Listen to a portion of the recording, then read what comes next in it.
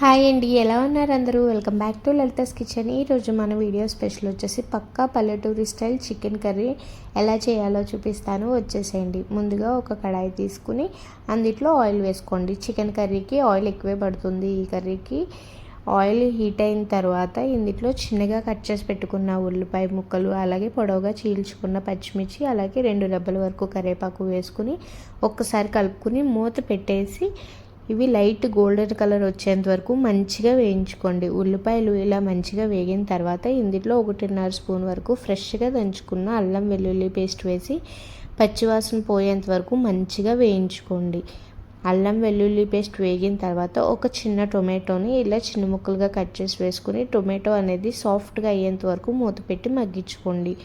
Tomato సాఫ్ట్గా మగ్గిన తర్వాత ఇందులో మనం ముందుగా శుభ్రం చేసి పక్కన పెట్టుకున్న చికెన్ అనేది యాడ్ చేసుకోండి. వాటర్ ఏం లేకుండా చికెన్ మొత్తాన్ని వేసుకుని ఇందులోనే ఒక 1/2 స్పూన్ వరకు పసుపు, అలాగే మీ రుచి తగినంత ఉప్పు వేసుకుని ఒక్కసారి బాగా కలుపుకోండి. చికెన్ మొత్తం కలుపుకుని మూత పెట్టేసి ఒక 10 మినిట్స్ పాటు సిమ్లోనే మంచిగా కుక్ అవనివ్వండి. మనం అల్లం వెల్లుల్లి పేస్ట్, పసుపు, ఉప్పు వేసాం కాబట్టి చికెన్లో నుంచే మంచిగా వాటర్ వచ్చి ఊరుతుంది. ఇప్పుడు ఒక మిక్సీ జార్ తీసుకుని అందులో 1 స్పూన్ వరకు ధనియాలు, 1/2 స్పూన్ వరకు జీలకర్ర, 2 స్పూన్ల వరకు పచ్చి కొబ్బరి పొడి, అలాగే కొంచెం జీడిపప్పు, 2 ఇలాచి, 2 లవంగాలు, 1 ఇంచు దాల్చిన చెక్క, ఇక్కడే గసగసాలు కూడా యాడ్ చేసుకుని కొంచెం వాటర్ యాడ్ చేసుకుని మిక్సీ పట్టుకోండి. నేను ఇక్కడ గసగసాలు అనేది వేయటం మర్చిపోయాను, తర్వాత క్లిప్లో యాడ్ చేశాను చూడండి. ఇదిగో ఇక్కడ యాడ్ చేశాను. ఇప్పుడు కొంచెం వాటర్ యాడ్ చేసి మెత్తగా మిక్సీ పట్టుకోండి. ఇప్పుడు చికెన్లో నుంచి చూసారా ఎంత చక్కగా వాటర్ ఊడిందో.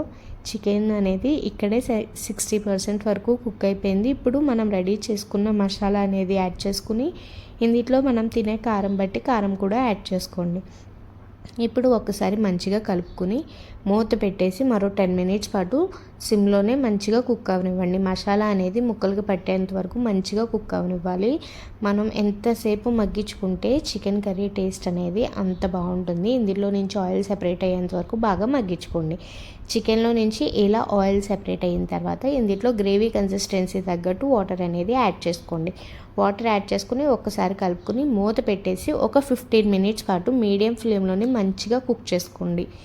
15 మినిట్స్ తర్వాత మూత అనేది ఓపెన్ చేసి చూస్తే మనకి చికెన్ కర్రీ అనేది పూర్తిగా కుక్ అయిపోతుందండి. కర్రీ ఇలా దగ్గర పడుతున్నప్పుడు ఇందులో 1 స్పూన్ వరకు చికెన్ మసాలా అనేది యాడ్ చేసుకోండి.